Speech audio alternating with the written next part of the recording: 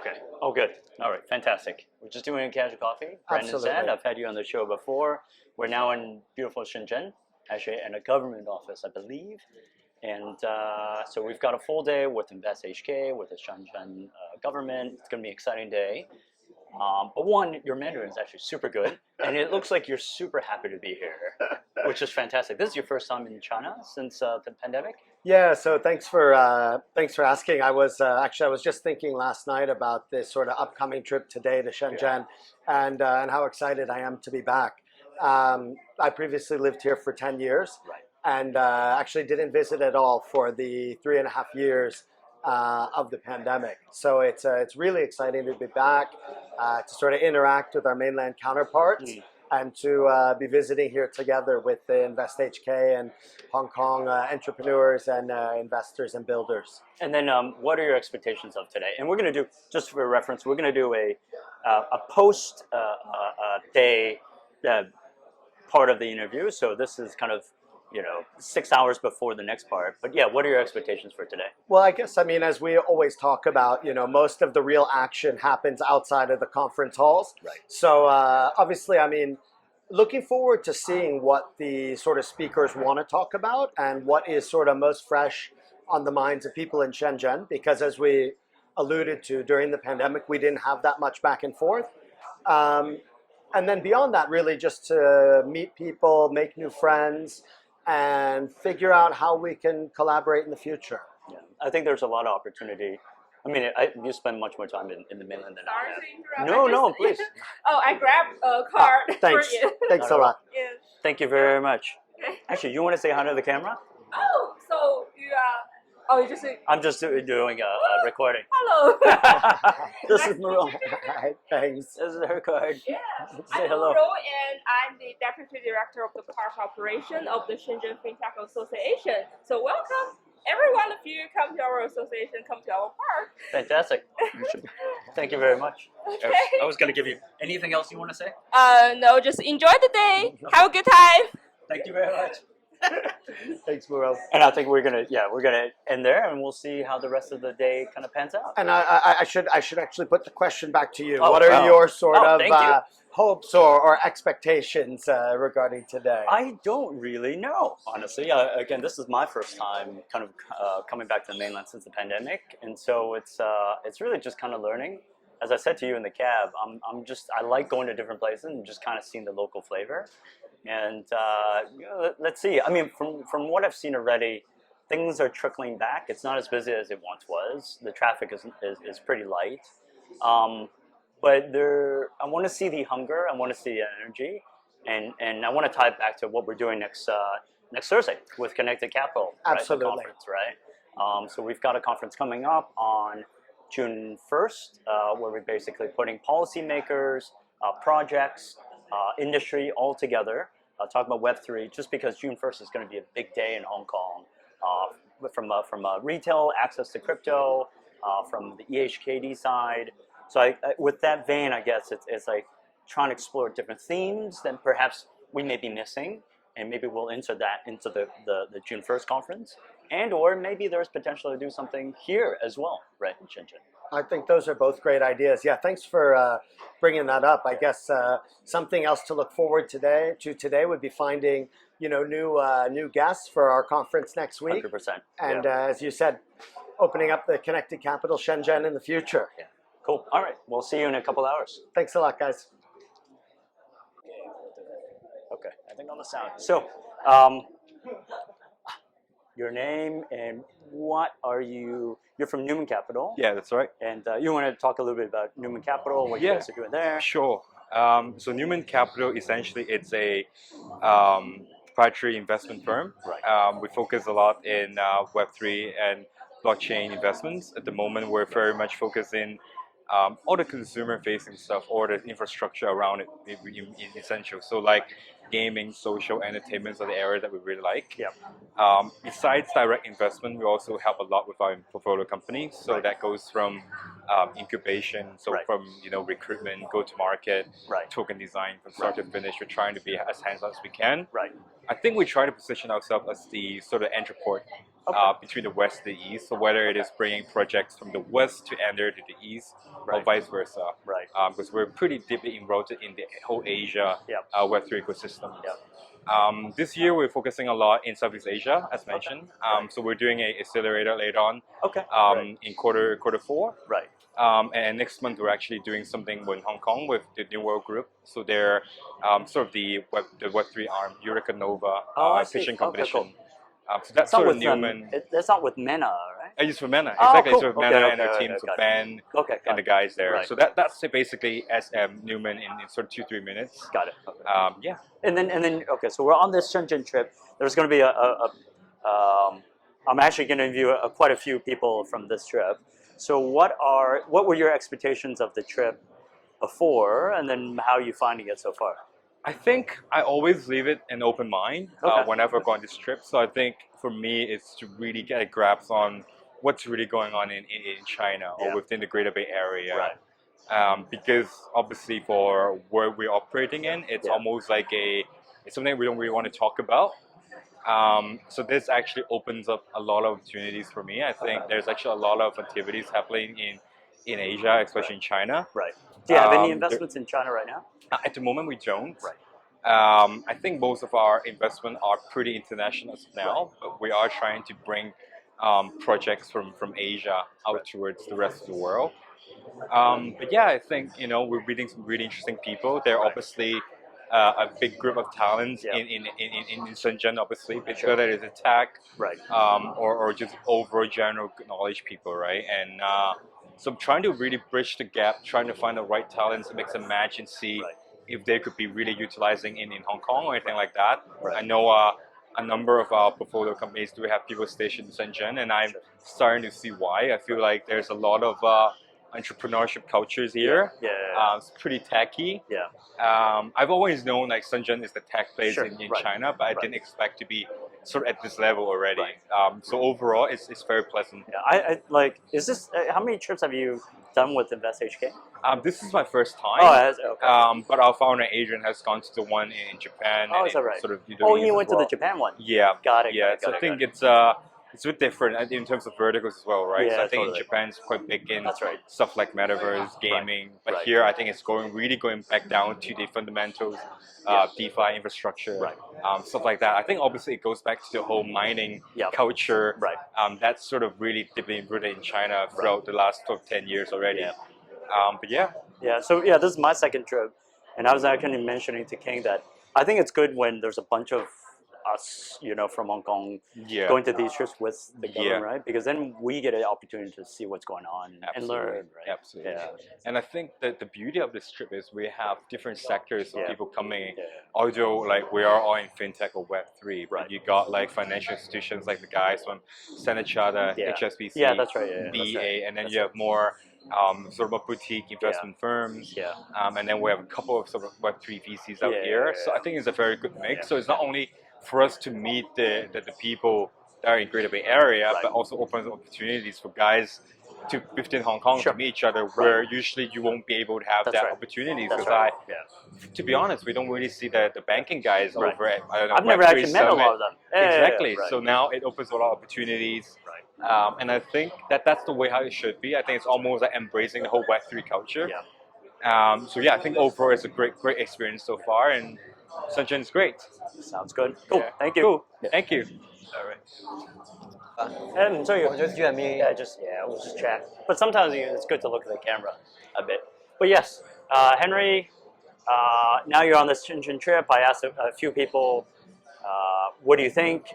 Maybe you want to talk a little bit about Q Venture Partners as well. And yeah, what were your expectations of this trip before the trip? Sure. My background, Q Venture Partners, we invest in deep tech, right? Most of our investments have been overseas, but we do run an engineering team that will help a lot of companies to do product development out of Shenzhen in southern China, right? So fintech is completely new to me, right? So the reason why I joined the trip is just want to understand the ecosystem more, to see what some of the new trends that is actually emerging. I think from this morning, few things that strike me. Number one is that at the morning, of course, we had sort of debriefed by government officials from both Right. sides, right? Right, What right, Shenzhen that's wants to do, what Hong Kong wants to do. I think both sides have very clear idea what they each want to do. Okay. But I think it probably takes more time and more communication so that the entire GPA can come up with a seamless strategy. Okay. Right? Because I mean, I talk about GPA a lot to my US portfolio companies, Got it. but all I can talk about is, well, it seems to be a fairly large market. Right. But beyond that, right, what is actually some of the cohesive policy Right. from the entire GBA region facing Right. outside? Got it. I don't think that part is clearly Got it. defined yet, Got it. right? So like the government officials, what struck me was there's a fintech association, right? So when I think about Hong Kong Association, it's usually very grassroots. But the fintech association here is like it's quite official, Yes, right? very official. It seems like they've got a budget. They've They're got very the banks, close to the insurance, yeah, the right, government. the right? government, and they probably get funding because they run the building. There were like 4 buildings, right, that they run, and they were talking about their tax revenue and stuff. So I was like, it was different. Yeah. Because I think they have a lot of this science park concept, right? Right. So this is probably the fintech science park, and Right. the same, I guess, this park concept Right. is actually quite widespread. So Actually. do you think this is like the equivalent of a Hong Kong Science Park? No, not the same. Not so directly, Right. but I think there'll be like we only have 2 in Hong Kong, right? Right. But parks like this, they probably Right. have 100. Right. They probably have 50s, right? Right. Yeah, because it just struck me because like on the slide it was InvestHK and the counterparty was this association. Yes. So at least they're quasi-government, right? Which is very similar to it's someone that the InvestHK thinks is a strong counterparty, Yeah. right? So I thought that was kind of interesting. So okay, so your expectations, and then so you've learned that they want it's very clear and direct on their objectives, what they want to do, and what is their interest in Hong Kong? Do you think? I feel that number one is that a lot of I think from the government side, or at least from what I hear, right? Like Hong Kong is more advanced in terms of Web3 and crypto development more so than China. Partly it's actually the setup of regulatory, right? So maybe they do see Hong Kong as almost as a pilot program for the country, right? They can test out what works, what doesn't work, and maybe that could serve as example of what future Web3 framework would look like in China when they do or when they decide to actually adopt that. That's true. InvestHK talked a lot about Web3. Right. In fact, 90% of it was about Web3. Right. But I think another part is that Hong Kong can hopefully serve as a channel for some of this sort of mainland Chinese focused startup to go overseas. Right? They might be able to go to the overseas market via Hong Kong. Right. Okay. Right? Maybe by working with corporates in Hong Kong, Right. or by working with other startup in Hong Kong that already has an international footprint. Right. Maybe that's actually one of the angle as well. That was just our cue to wrap things up so that. No, I do have one more Yeah. observation is that in my mind I also try to figure out whether there is something that Hong Kong startups can do in China, right? Right. But it's not as easy, right? Right. I mean, if you look at this morning when the 2 startups presented their business ideas, right? You need to really have good understanding of the Chinese market before you can actually do that, right? And an idea that works in Hong Kong most likely might not work in China because just regulatory wise, it's actually very, very different. Right. For as far as fintech is concerned, right? You need to work within the regulatory framework, but the framework is completely different. Right. Right. So I think that's part that really prompted me to think about, okay, then what is actually the expansion plan for local Hong Kong startups? Does that mean that they most likely can only count on international expansion, non-China? Right. So meaning Southeast Asia first, maybe Japan, maybe Korea, but China being the last market. Yeah. So that's the part that I'm still trying to figure out. Right. So it sounds like maybe the Hong Kong startups going in, it's a little bit harder. Certainly there's more demand, or at least there's more supply of startups, or more demand of startups in China. Well, more percentage-wise, probably not more, but volume-wise, Volume-wise, more want to go outside. Right. Because by the time you're Series B, C company, you're fairly large, you cover multiple cities, right? And then before you get to IPO, you probably want an international stock. Right? But I would think that the domestic market is big enough, no? I mean, you would think. It is big enough, Right. but it then probably tied to the next layer of question is what is actually the exit path? Right. And their exit path is probably through Hong Kong. Yeah. Maybe it's through Hong Kong, but you can no longer go through NASDAQ. Yeah. right? Domestic M&A is Right. a bit limited now. That's right. Yeah, right? that's true. Domestic stock market, it doesn't seem to be Big enough. mature enough, at least for Yeah, the young that's startup true. IPO. That's true. Hong Kong might be a better market. That's actually true. If so, then international expansion might be a prerequisite. Right. That's true. Maybe. Right. But at least you got a Hong Kong story. You could list in the Hong Kong Stock Exchange if you like. Yeah, that might be it actually. Maybe that's why. But again, as an investor, because everything is so unclear, Sure. there could be room Sure. to actually invest. Right. Okay, well, that's all the time that we have. Cheers. Bye. You just go to the corner. We can do that. Yeah. Yeah, why don't we do that really quickly? It's less noisy. I'm trying out this selfie stick method. Wow, we are getting into this. Let me drop this. Yeah, drop this.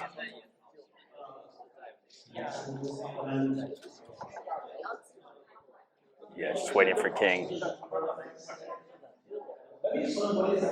We can walk and talk.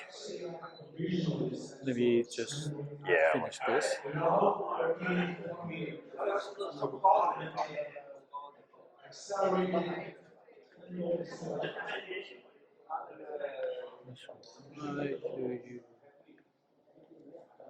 Oh yeah, much quieter here. Okay. Yeah, we can kind of do it here. I am getting into it. It's it's pretty decent. I mean, Wait, is this your real name? The real yeah, Chinese name? it is. Yeah, Okay. you've never probably seen it before. No.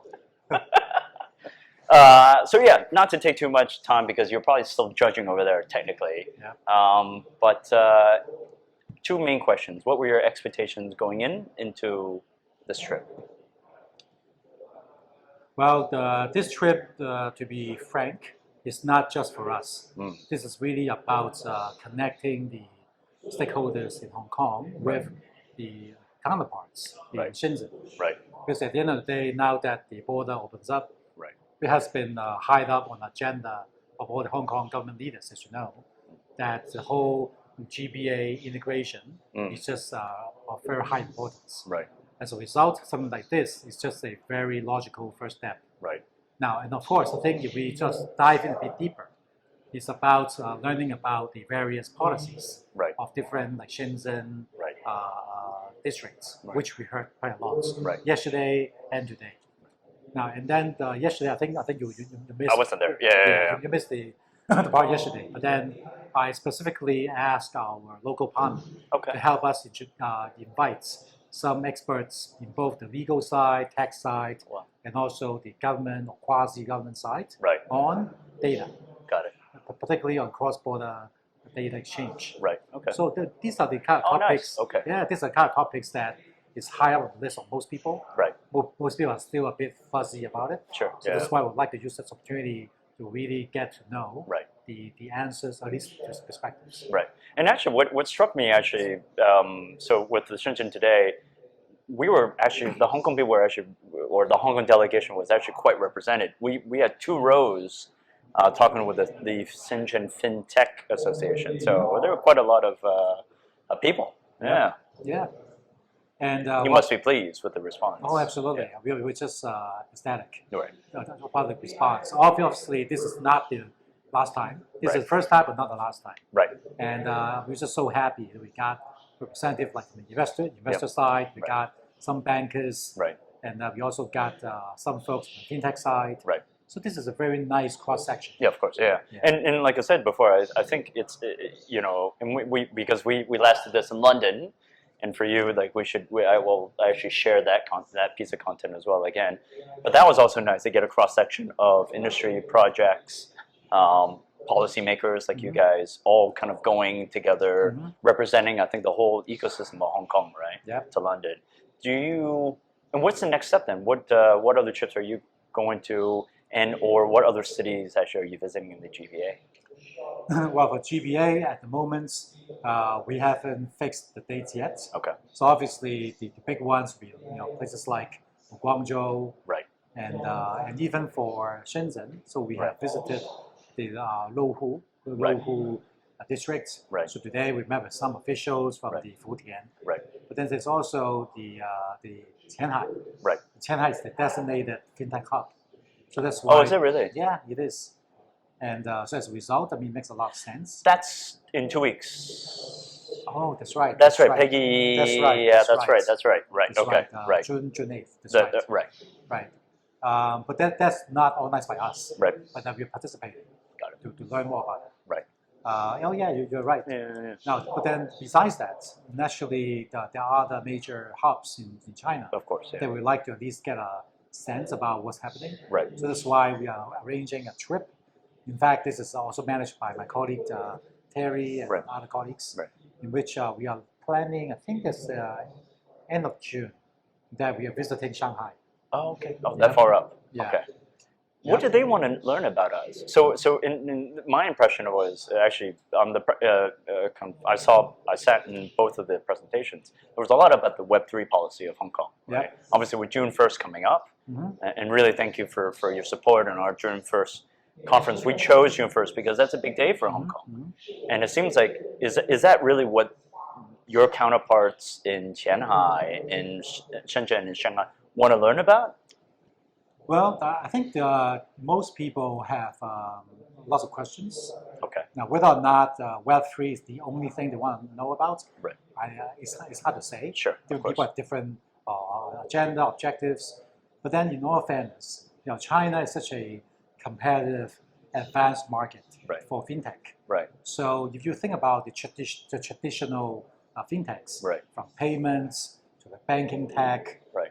wealth tech, insure tech, you can argue, the firms in China are as good as anybody Sure. on the Right. planet. Right. So in a way, that you might think that logically there would be, yes, there's a Hong Kong angle, Yep. but the Hong Kong angle is more like using Hong Kong as a base Got for it. international expansion Got it. and getting a few clients along the way. Got it. Now, but then Web3 is something that Hong Kong is just very privileged that we are the only city so far allowed by Beijing to do this legally. Right. So naturally, I think for the leaders, both public sector and private sector, Right. in major cities like Shenzhen, like in Shanghai, I would imagine they like to really understand what's happening Got it. That and makes have sense. a bit better planning about what they can possibly position themselves Interesting. legally Right. doing in their market.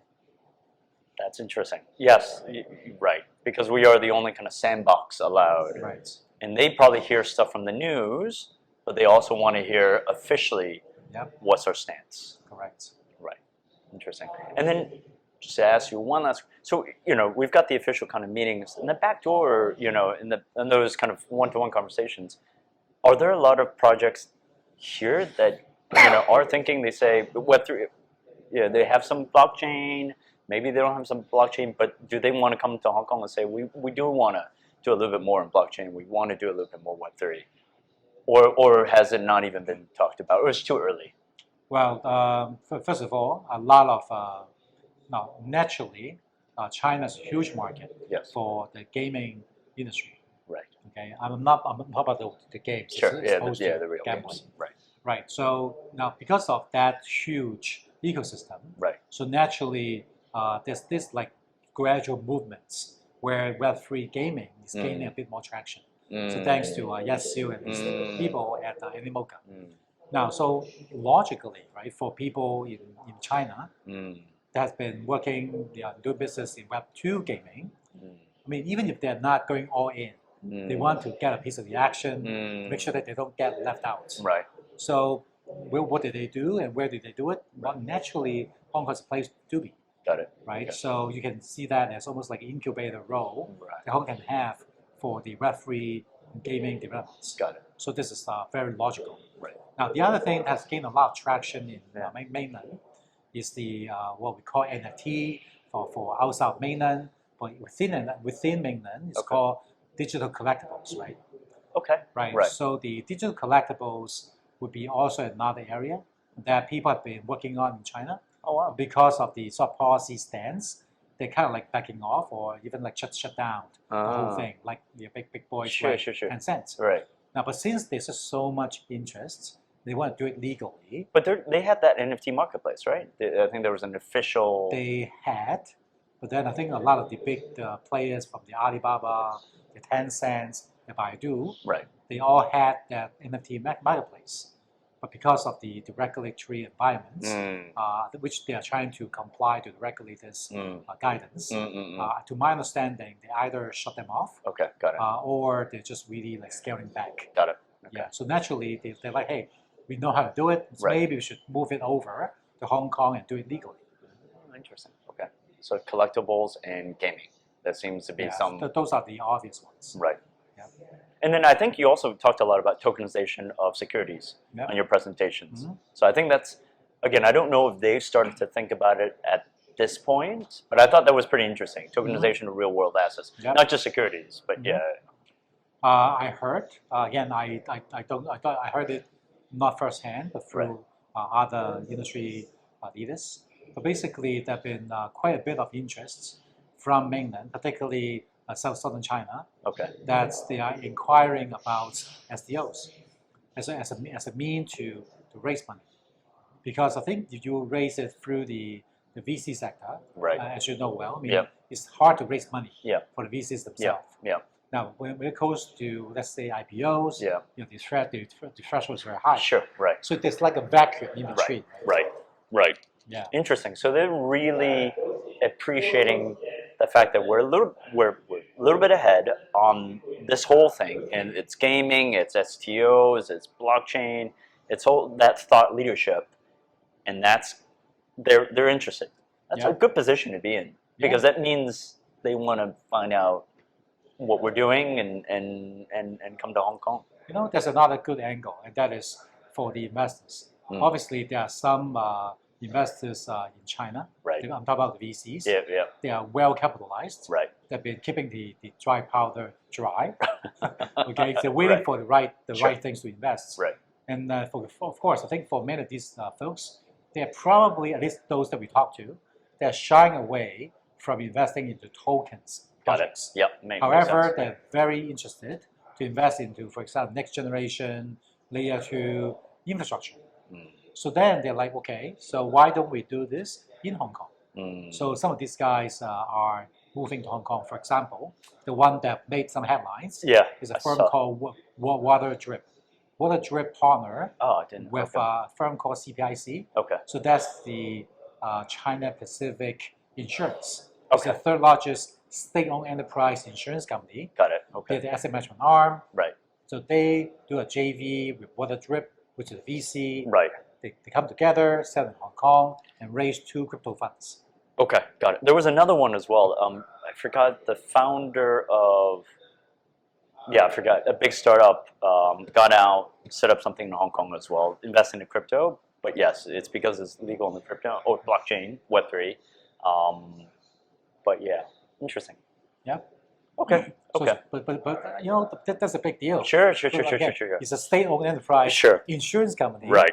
Doing a JV, invest in the crypto funds. So basically, I think what we as Hong Kong can do as part of the community is basically keep on pushing forward in Web3, kind of deepening our understanding, deepening our expertise, right? And that will add value to the mainland ecosystem, right? Because that will allow us to be super competitive, right? Yep. And plus, I think so last year it was unfortunate that a lot of internet companies in China under a lot of pressure to let people go. Right. And that's unfortunate. Right. But then the consequence of that is that something like 700,000 people were laid off from these tech companies. Right. Now, on the other hand, in Hong Kong, a lot of corporates have been like just crying for, we need tech people. Right. Gosh, you got of course, of the 700,000 people got laid off. Right. Let's say half of them are tech people. Right. We're still talking about 350,000 of them. That's right. Right. Yeah. I think Hong Kong people can, or Hong Kong companies can do also more over here as well. Interesting. Cool. Thank you for your time. Yeah, as always. Cheers. All right. Alrighty. All right. Which way? It doesn't matter. Either one. Yeah. Go Does here. it say which way the first class is this way? Maybe maybe we'll go down here. This way. Yeah, I think so. So we're on, yeah. So we're on. Hey guys, Walking and talking. coming at you from Luk Ma Chau Station in Shenzhen That's right. after a successful day with the down low. Well, you know, you've had a hard time. It was like 5, you woke up at 5 a.m., right? Got Good here old- at 8, and what's a full, what time is it now? 6:45. Healthy living, you know. I hope That's it for keeps sure. us young. And then you had a big lunch? Oh man, the lunch did me in. You know, I love the Chinese food in China, and sometimes when a lot of it's put in front of me, it's hard to resist. So there was chicken, there was meat, there was Roast fish. goose, roast pork, scallops. I gotta scallops are say, good. Talk, thanks so much for inviting me on Oh, this no, not adventure. at all, not at all. This was great. It's good to go with someone that really enjoys it thoroughly. Where are we supposed to go? We'll go this way. Should we Oh, is go? Should we go home first class? Yeah. No, let's go home first class. Yeah. We deserve it, right? We deserve first class. We deserve first class. So yeah, so other than what I thought was, you know, pure enjoyment on your side, but like, yeah, how did you feel about it the whole day? I gotta say, I mean, interacting with mainland counterparts, and especially after such a long period of distance, sort of understanding what they're looking for, what they've been experiencing, is really important. And I will do it like this for now. Yeah, I guess, you know, my big takeaway, which I guess shouldn't be that surprising, is that there's a lot of talent in mainland China. There's a lot of smart people and hardworking people, Yep. and they're building. Yep. They probably love building a lot more than we do. Yep. Probably. And a lot of them, I think, really love the tech and want to Yep. see what can be done with it. Yep.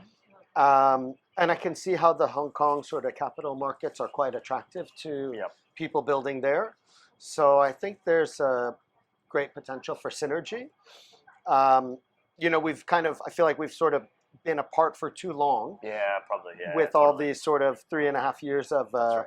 separation. But I think it feels like we're sort of like, it's like a strange lovers getting Yeah. to know each other again. Yeah, because I kept on. Well, I didn't keep on. You understand more in the Mandarin than I do, but they did emphasize the fact that we haven't met for a few years. It's good to kind of get back and together. So it kind of seemed like they wanted to kind of see what was going on as well. And I felt they were generally quite interested on the Hong Kong side, like the Web3 side, and what you guys are doing and what's going on there. Yeah. I mean, it was great to see the projects being developed, both, you know, whether they're being developed in Hong Kong and Cyberport or they're Right. being developed in the mainland. Right. Probably in Hong Kong, we have a bit more focus on Web3, Right. where they seem to be really looking at sort of AI, fintech applications, language models, this type of thing. Right.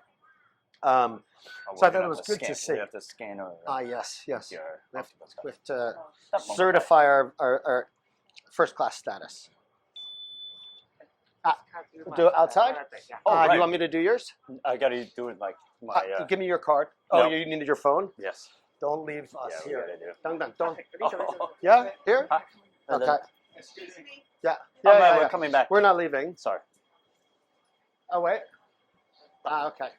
Oh, we got side. We had to scan our card, otherwise we wouldn't have made. Yeah, we didn't scan our card. That's basically it. Yeah, don't That's try to ride first class without paying for it. That's right. the That's the. lesson here. But yeah, so I think they were interested in capital markets, Web3. Anything else? I guess it sounds like the sort of Hong Kong event model, which Yes, is yeah, kind that's of right. You did mention includes that. Yeah. fun and professionalism together. Right. Seems to be an attractive potential export, Right. or something to help develop in Shenzhen. Right. Yeah, they were saying that again. You know, Brenda's much better on the Mandarin. They were saying it was. Yeah, it's the structure. I think they said explicitly they want to learn from our ability to host events. Yeah, Was that the exact wording? I think so, to make it fun and enjoyable and sort of informative at the same time. Yeah. So I think that's that, and then so I think it's interesting to leverage on the fact that Hong Kong's better in Web3, China wants to learn a little bit more. And Shenzhen being, I think, central to a lot of the GBA, right, geographically. I mean, it's incredible the facilities that have been developed there and Right. developed for the people.